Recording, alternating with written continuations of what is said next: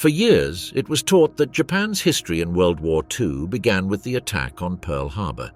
But that version ignores everything that was already happening in Asia much earlier, when Japan had been building its own empire for a long time through occupations, repression, and undeclared war. The first campaigns were not documented by correspondents nor analyzed by Western strategists. They occurred far from the media spotlight, in territories where resistance was nullified and crimes remained without witnesses. Japan's war did not begin with bombs over Hawaii, but with a planned silence in the Chinese steppes. What did Japan really do during World War II? What role did its scientists play in the shadows, and what consequences did that part of the war leave? Manchuria, the day Japan lit the fuse. The world remembers Pearl Harbor as the moment when Japan entered World War II. This narrative, comfortable for the West, omits an uncomfortable truth. The Pacific War did not begin in December 1941, but a decade earlier in the frozen plains of Manchuria. The night of September 18, 1931, changed the course of the 20th century. On the outskirts of Mukden, a small explosion slightly damaged a section of the South Manchuria railway line. The damage was so minor that a passenger train passed through the site barely 20 minutes later without problems. However, for the Kwantung Army, this insignificant explosion would become the perfect pretext for one of the most brutal conquests in modern history. Colonel Seishiro Itagaki and Lieutenant Colonel Kanji Ishiwara had meticulously orchestrated this theater of war. They needed a casus belli that would justify the total occupation of Manchuria, a region 3 times larger than Japan and rich in natural resources that the empire desperately needed. The explosion was so weak that subsequent investigators determined that it had been caused by a minimal amount of gunpowder, barely enough to loosen some railway ties. Within hours, the Kwantung Army launched a coordinated operation that had been planned for months. Japanese units attacked Chinese barracks in Mukden, took the airfield and seized the strategic points of the city. By dawn, the rising sun flag was flying over key positions in southern Manchuria. The conquest of Manchuria established the colonial model that Japan would replicate throughout the Pacific. First came the soldiers to secure the territory, then the administrators to establish political control, then the settlers to transform the demographics, and finally the businessmen to exploit the resources. This pattern would become the template for each territory occupied by the empire. Emperor Puyi, last vestige of the Qing dynasty, was taken from his golden exile in Tianjin and reinstalled as puppet ruler of the new state of Manchukuo.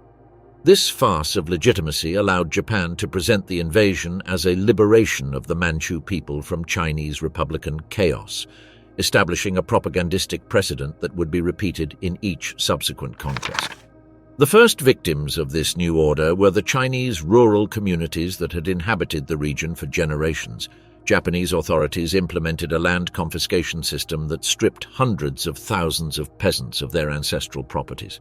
These lands were redistributed to Japanese settlers who arrived in organized waves from the main islands.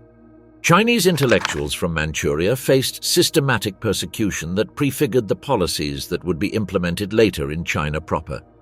University professors, journalists, lawyers, and community leaders were arrested in coordinated nighttime raids. Those who resisted the new order simply disappeared.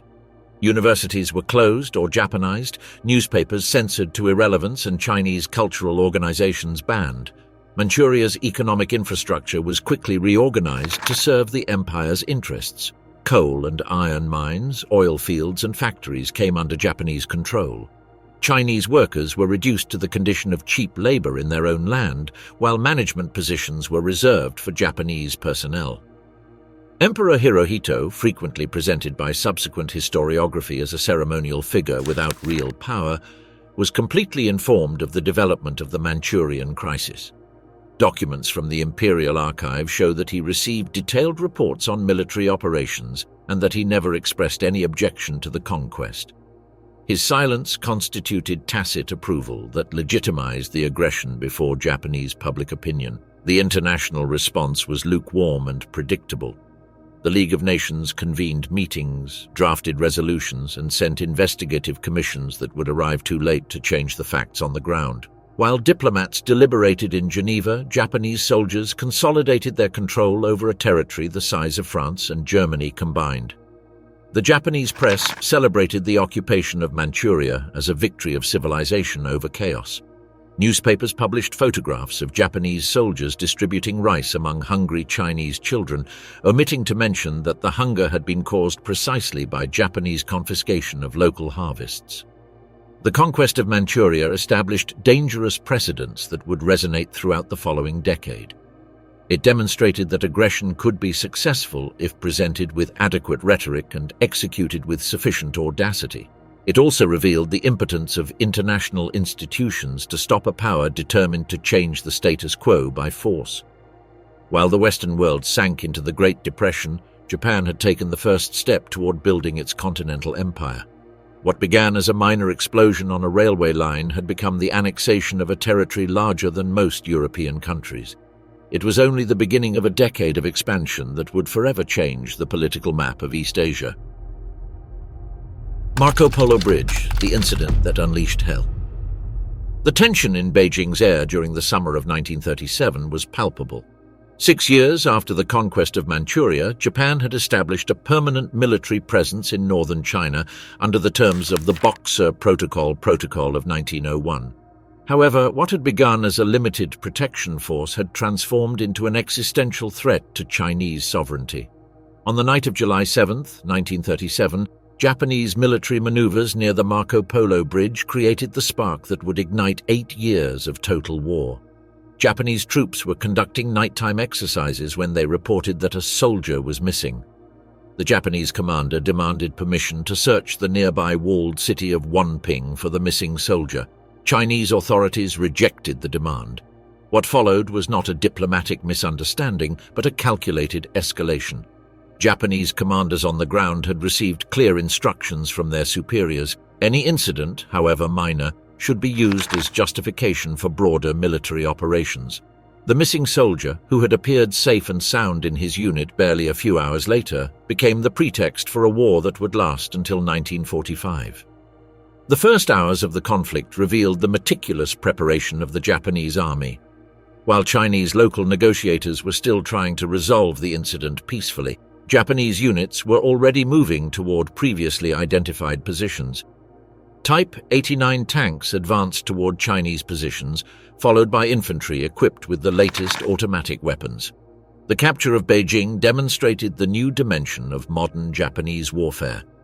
Unlike Manchuria, where the conquest had been gradual and relatively silent, the northern China campaign revealed the true nature of imperial ambitions. Artillery bombardments destroyed residential neighborhoods near Chinese military positions, while civilians who tried to flee were machine-gunned by Japanese aircraft. Tianjin, northern China's most important port, fell after resistance that revealed both Chinese determination and Japanese technological superiority.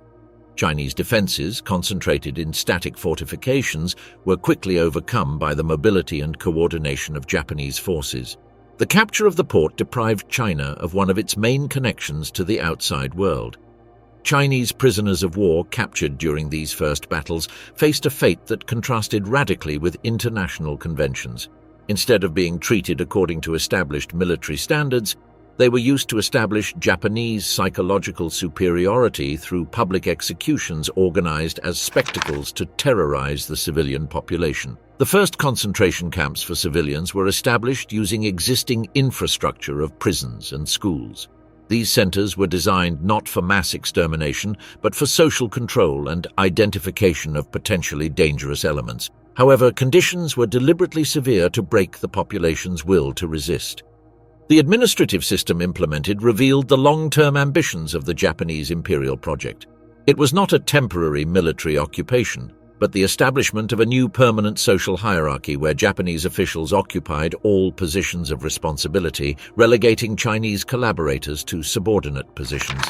Civil resistance initially manifested in subtle but significant forms.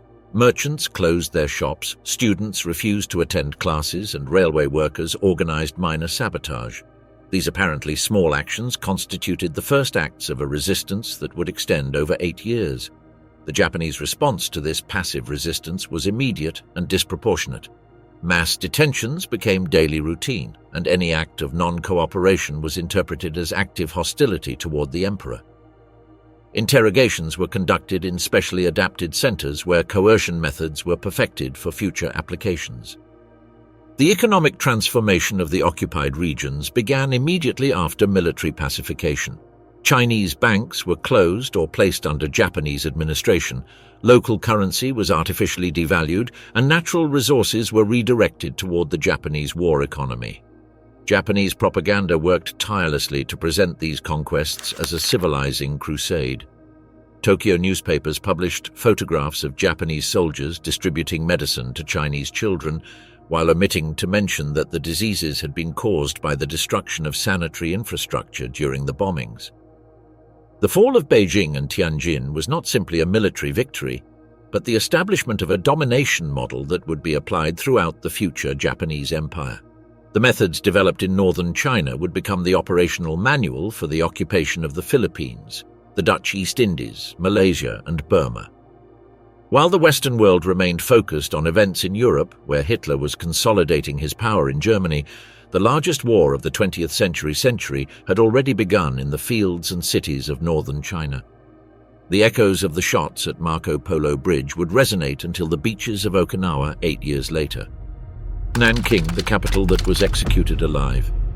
The Japanese advance toward Nanking in the autumn of 1937 represented a turning point in the nature of the Chinese-Japanese conflict.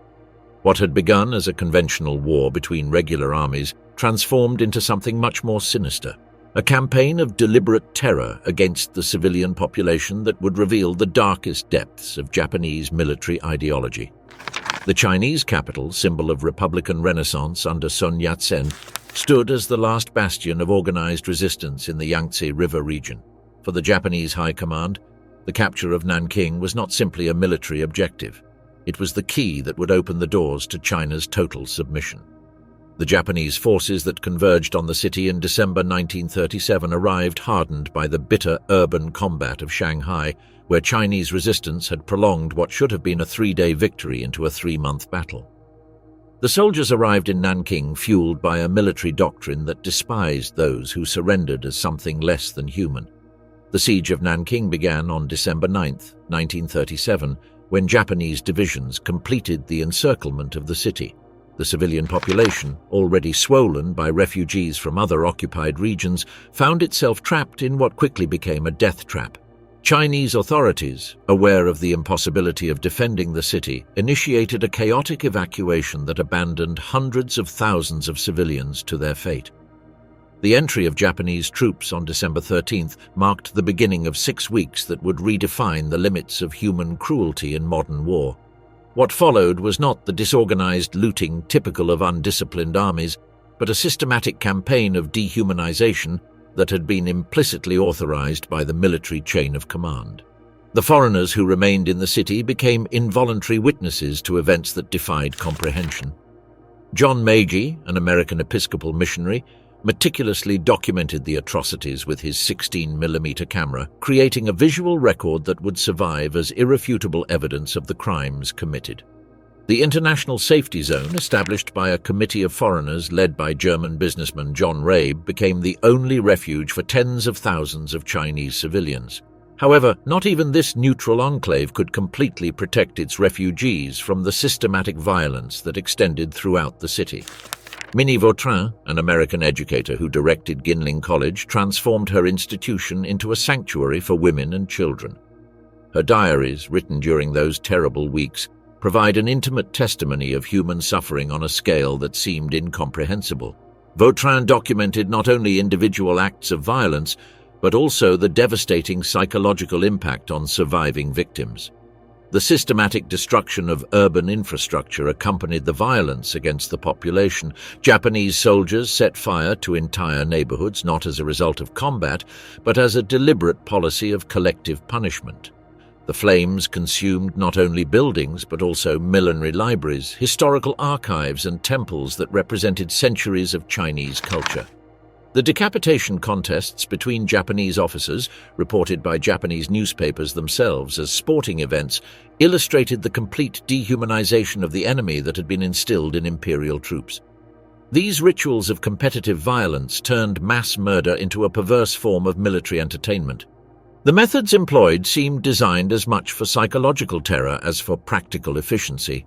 Mass executions carried out on the banks of the Yangtze River not only eliminated victims, but also contaminated the city's water supply and created sanitary conditions that facilitated the spread of diseases. The systematic mutilation of corpses served multiple purposes within the logic of Japanese occupation. Beyond the obvious terrifying impact on survivors, these practices demonstrated to Japanese soldiers that normal moral prohibitions had been suspended, creating a collective complicity that strengthened unit cohesion. The foreigners who tried to document and report these events faced direct threats and sabotage of their communications. However, some managed to send reports abroad that alerted the world to the nature of what was happening in China. These first testimonies were frequently dismissed as war propaganda by Western audiences who could not conceive the scale of systematic violence. Chinese resistance in the city had collapsed so quickly that thousands of soldiers were captured still wearing their uniforms. Under international military conventions, these men should have been treated as prisoners of war. Instead, they were used for dehumanization experiments that prepared the ground for subsequent atrocities. The transformation of Nanking from prosperous capital to ghost city occurred in a matter of weeks. Survivors who emerged after the 6 most intense weeks of violence found an unrecognizable city. Commercial neighborhoods had been reduced to ashes, parks were filled with unburied corpses, and the smell of death permeated every street. The psychological impact of Nanking extended far beyond direct victims. News of what had happened gradually filtered through China, creating a collective trauma that hardened the determination to resist Japanese occupation. Paradoxically, the extreme brutality of the Japanese army strengthened Chinese national unity instead of breaking it. For the Japanese army, Nanking established operational precedents that would be applied in each subsequent conquest. Population control methods, interrogation techniques, and collective punishment protocols perfected in the former Chinese capital became standard tools of the imperial occupation arsenal. However, beyond the immediate horror, the case of Nanking raises fundamental questions about how a modern army can come to institutionalize chaos as a strategic tool. What happened was not only a chain of individual excesses, but the visible expression of a change in the nature of conflict, from a war for military objectives to a war for cultural annihilation. The treatment of urban infrastructure during the occupation is a point that is rarely discussed in depth. The destruction was not indiscriminate. Targets seemed selected according to symbolic criteria. Government buildings, universities, and cultural centers were devastated, while certain industrial facilities were preserved, even repaired. This suggests a dual logic: eliminate national identity while taking advantage of resources useful to the occupation. Another little explored dimension is the effect of Japanese occupation on Nanking's human geography. By emptying entire neighborhoods and displacing the surviving population, historical patterns of residence and commerce that had endured for centuries were altered. The city was not only destroyed in material terms, but also in its social structure. Japanese internal documents reveal that Nanking served as an experiment in mass control. Censorship mechanisms, forced labor organization, and administrative structures that would later be replicated in other occupied cities were tested. The initial chaos was used as justification to impose a new order, based on constant surveillance and preventive suppression of any form of civil organization. Sanko-sakusen, the order to erase the Chinese countryside. The policy known as Sanko-sakusen emerged as a response from the Japanese High Command to a prolonged dilemma. After years of occupying key cities, the war in China remained unresolved. The Imperial Army controlled strategic nodes, but Chinese resistance did not collapse. Guerrillas, based in remote villages, undermined supply lines, intercepted convoys, and maintained a war of attrition difficult to counter with conventional methods. The Japanese solution was to redefine the battlefield, eliminate rural space as a support zone. It was no longer about fighting the enemy, but about deactivating the environment that sustained it. If the peasantry could not be loyal, it had to disappear. Thus was born a doctrine of annihilation that was formalized in 1940 under the command of General Yasuji Okamura. His orders were clear: in the red zones of the map, no human being should remain alive. The provinces of Hebei, Shandong, and parts of Shanxi were selected as laboratories for this strategy. The goal was not to occupy territory indefinitely, but to make it unusable for the resistance. Each operation began with the identification of rural routes used by guerrillas, followed by systematic destruction campaigns. The marked villages were not occupied, but neutralized as if they were military objectives. One of the operational keys was temporal coordination with the agricultural calendar. Attacks were launched during planting or before harvest, ensuring that the effects of damage would persist for years. Unlike other wars, here they were not fighting an army, but an economic and cultural system based on rural self-sufficiency. The forced evacuation system also functioned as a strategic weapon.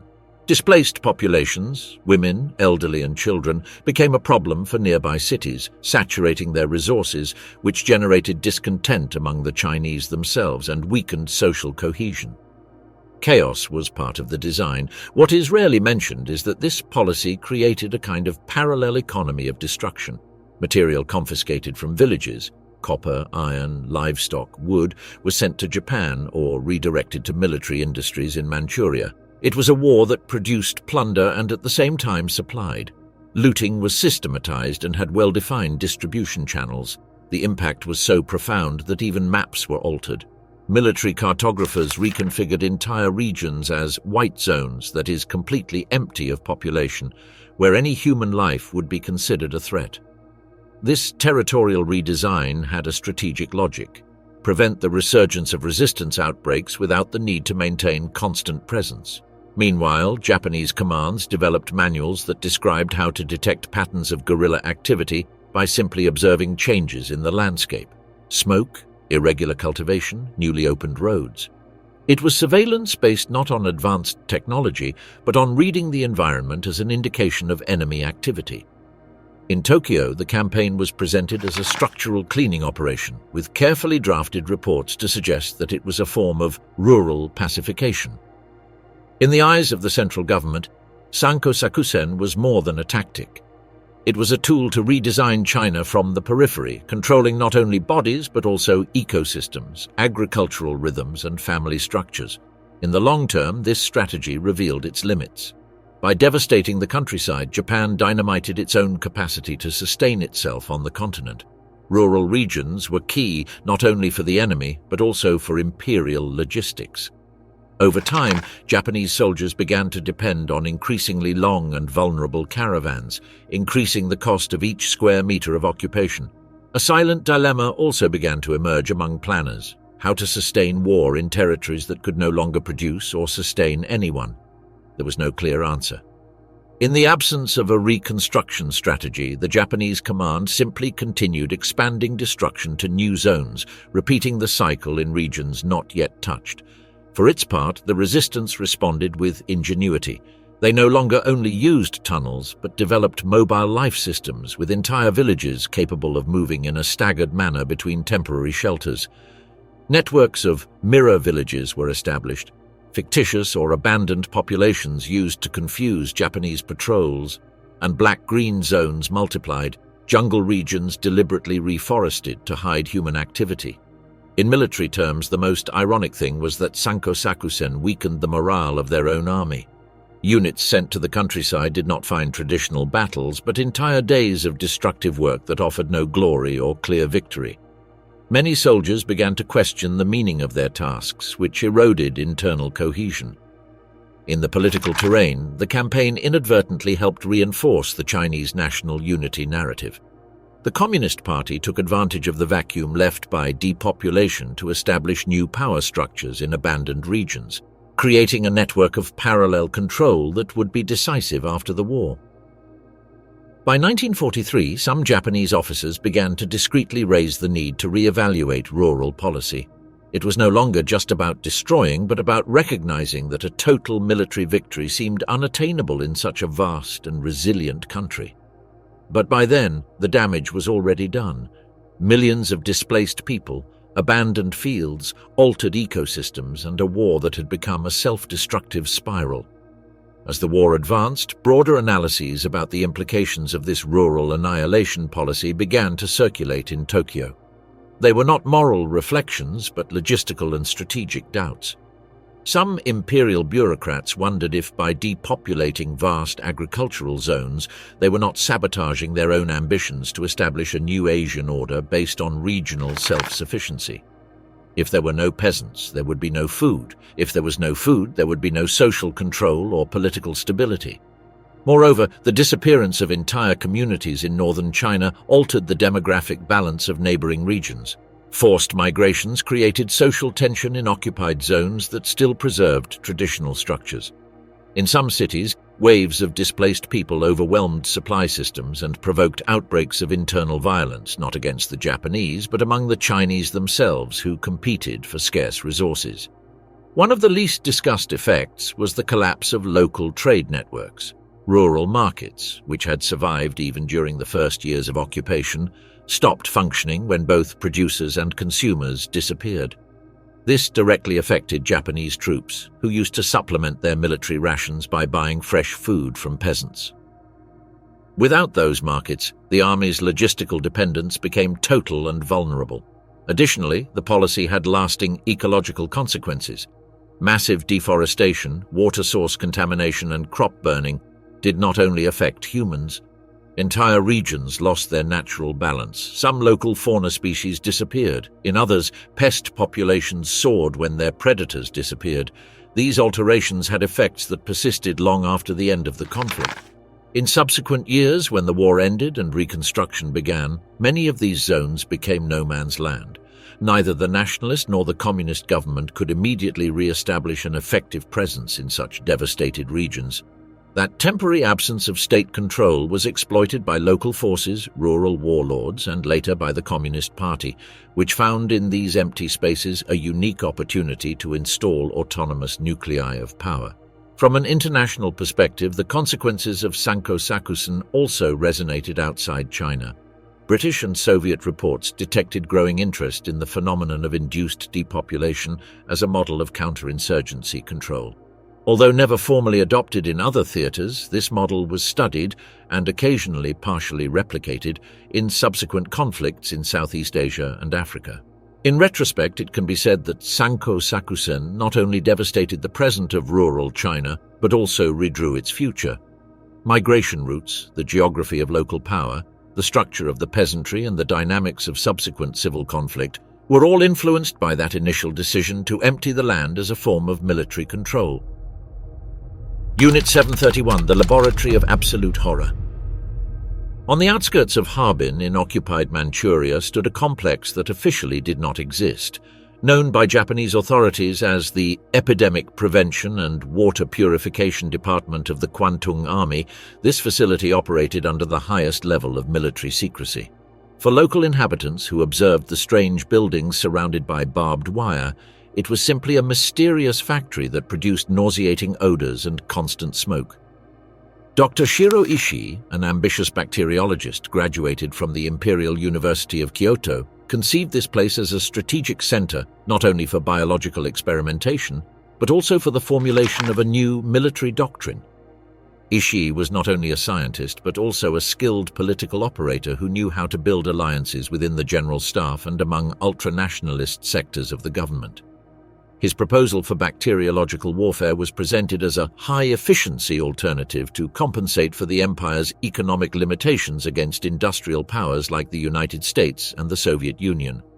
The Pingfan complex, whose construction began in 1936, was the result of years of planning that involved multiple levels of imperial bureaucracy. Ishii had traveled through Europe and the United States in previous years, collecting information about sanitary facilities, pharmaceutical plants, and containment laboratories, which inspired the invisible architecture of the complex, austere, modular, and designed for the functional isolation of each research unit. What is often omitted is that Unit 731 functioned as a kind of scientific military microstate.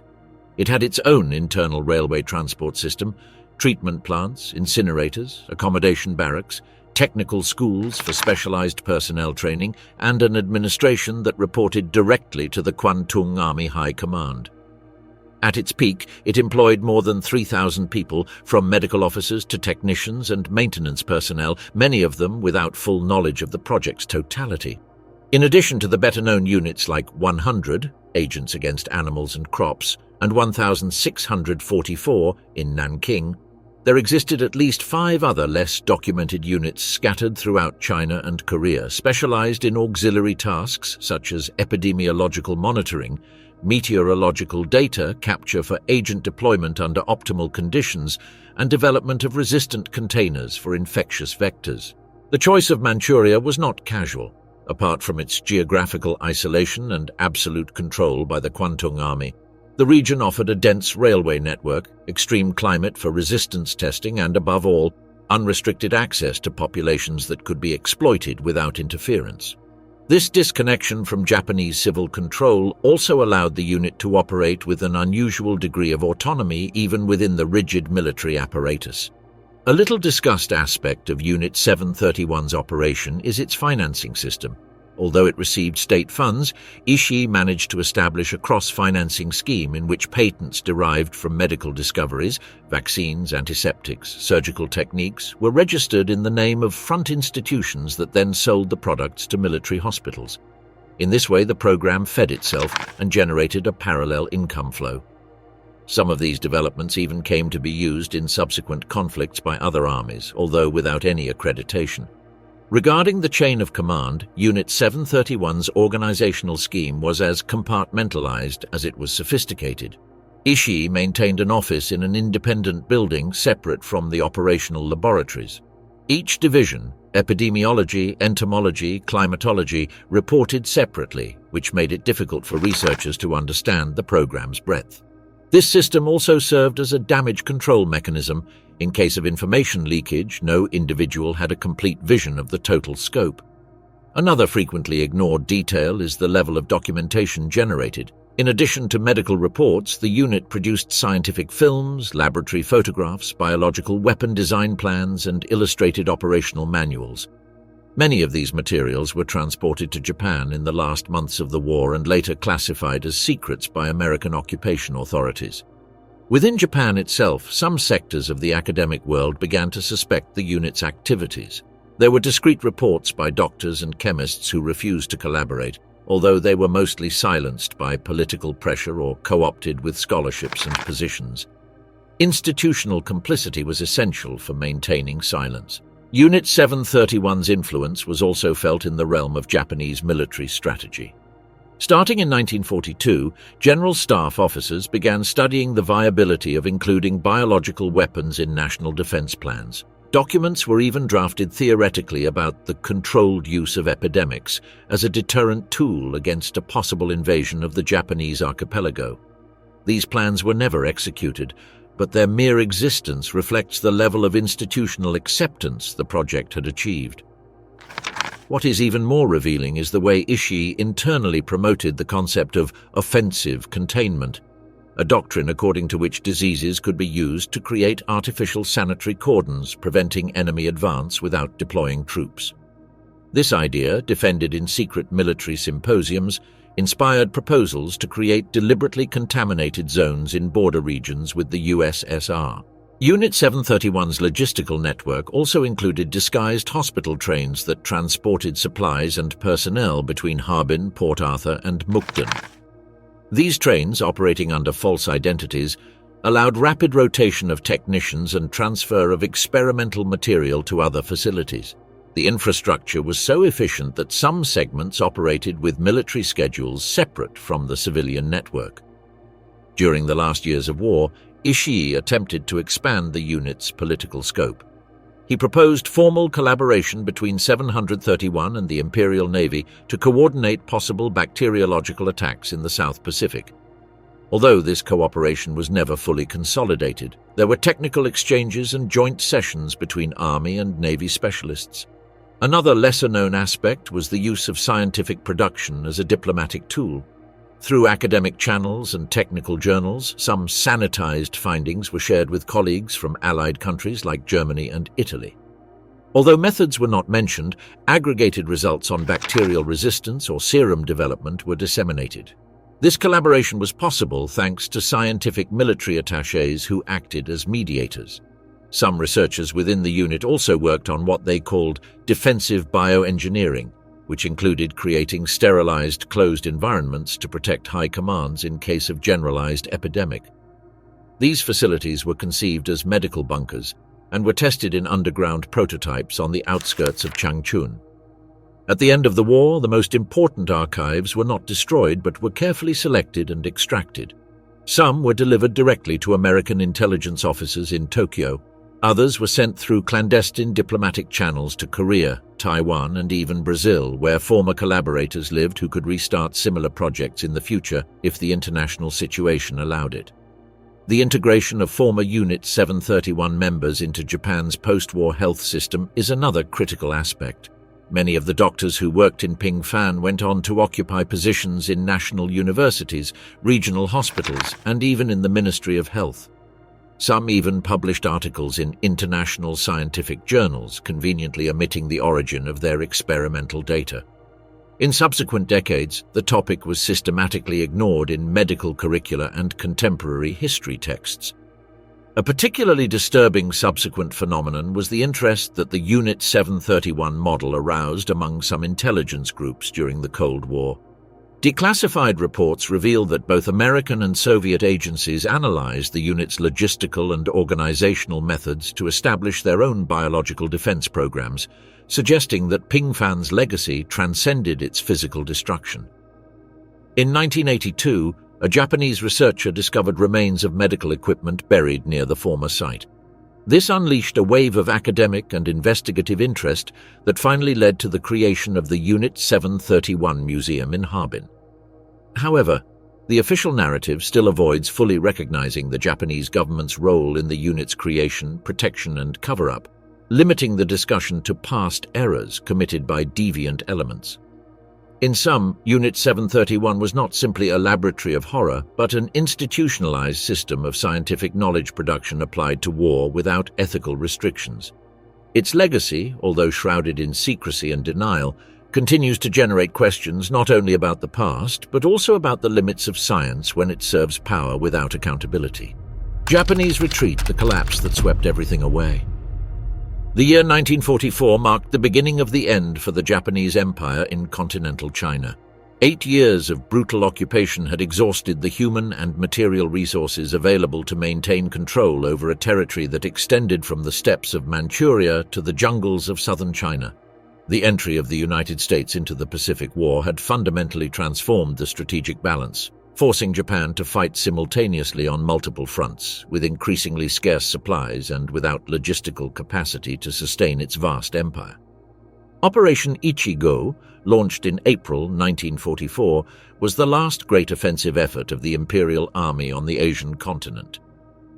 The campaign, the largest ever undertaken by Japan in China, mobilized more than 500,000 soldiers, tens of thousands of horses, thousands of armored vehicles, and a network of railway lines strategically reactivated to support the advance. The declared objective was to destroy American air bases in southern China from where B-29 bombers took off, but the true purpose was to consolidate a terrestrial axis that would connect Japan with its colonies in Indochina, Burma, and Malaya, bypassing Allied naval blockades. The initial success in key cities like Changsha, Hengyang, and Guilin showed that the Japanese army still retained operational capacity. However, each victory came accompanied by an irrecoverable cost. The terrain gained was vast but unsustainable. Maintaining it required establishing garrisons in ruined cities, feeding troops in depleted regions, and facing a hostile civilian population that saw the occupiers as irreconcilable enemies. Ichigo was a tactical victory, but a strategic defeat. Overextension became a death sentence for the imperial effort. Meanwhile, Chinese resistance had evolved. Communist troops, expert in guerrilla warfare, operated from underground networks of tunnels and camouflaged villages. Chiang Kai-shek's National Revolutionary Army, reinforced with American supplies and advisors, regained control of previously lost regions. Although ideologically confronted, both factions shared an immediate objective: expel the Japanese invader. For the first time, the United Front acted with certain synchrony, suffocating Japanese forces with attacks from multiple flanks and forcing them to divide their already diminished military capacity. American bombings from bases in Chengdu, Kharagpur, and Saipan intensified the Japanese collapse. B-29s attacked railway lines, factories, ports, and ammunition depots. Supply routes were interrupted, and the Imperial Army began to show signs of disintegration. Morale fell to critical levels, aggravated by diseases, hunger, and the impossibility of rotating troops. The notion of retreat, unthinkable in the Japanese military code, began to be accepted as a tactical necessity. Initially, the retreat was presented as a line rectification, a military euphemism that concealed the massive withdrawal of troops. But very soon it became evident that it was a generalized evacuation. The order was not only to abandon positions, but also to destroy everything that could be useful to the enemy. A scorched earth protocol was activated, carried to an industrial scale never before seen in the Pacific War. The evacuated cities were systematically dismantled. Hospitals were priority targets. Operating rooms were rendered useless, medical records burned, surgical instruments contaminated with acid or completely removed. Even medical personnel were subject to reprisals. Many doctors, nurses, and technicians were murdered under suspicion of future collaboration with the Chinese enemy. The destruction of administrative records was equally meticulous. Property, birth, death, census, and cadastral map archives were burned. The intention was not only to obstruct post-war reconstruction, but also to erase the institutional memory of the occupied regions, leaving the new Chinese administrators facing an absolute administrative vacuum. Political prisoners, many of them community leaders, students, or local officials, were summarily executed. Prisons were completely emptied and mass graves proliferated on the outskirts of cities. These executions not only responded to a logic of reprisal, but also to a logistical necessity. There were no resources to transfer them, and releasing them was seen as a potential threat. Factories, foundries, and workshops were sabotaged with a precision that denotes prior planning. Machinery was dismantled, its key pieces melted or buried, and main structures were blown up with explosives or burned with chemical accelerants. Chemical plants were deliberately contaminated to create unusable zones, and electrical systems destroyed with directed charges to transformers and substations.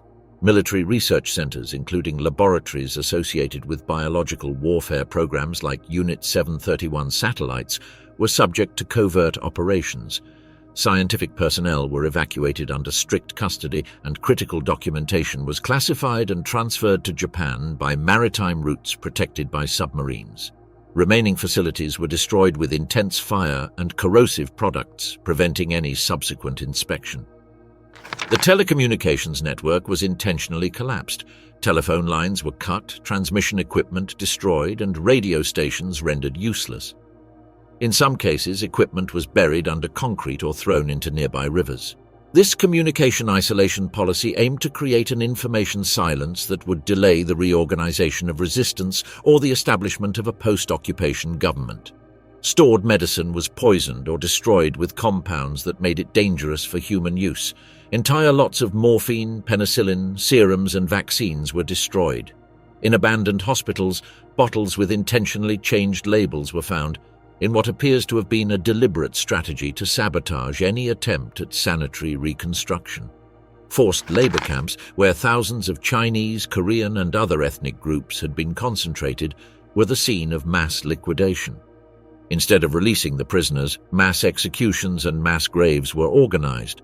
In some cases, workers were used as human shields during evacuations, forced to march in front of convoys to deter guerrilla attacks. Japan also imposed a final forced recruitment policy in which every male between 14 and 40 years old in zones still under Japanese control was forced to enlist under threat of death. Many were sent to defend coastal positions knowing they would not survive. Meanwhile, experienced soldiers were evacuated to Japan to prepare the defense of the archipelago against an eventual Allied invasion. As troops retreated, many cities were completely burned. The order was clear: if we cannot govern them, no one will. Fires were started with flamethrowers and fuel previously stored in hidden depots. The destruction included temples, libraries, historical archives, museums, and schools. This cultural nullification policy sought to eliminate any symbol of identity that could become a focus of resistance. The last months of Japanese presence in China were also marked by the use of biological weapons in retreat. In selected regions, Japanese troops released rats infected with bubonic plague into water sources. which caused outbreaks that spread even after the military retreat. This practice, connected with Unit 731 experiments, revealed the extent to which the Imperial Army was willing to employ all possible means in its exit. The final retreat was executed with surprising discipline. Remaining troops organized into protected columns embarking at river and maritime ports under strict naval supervision.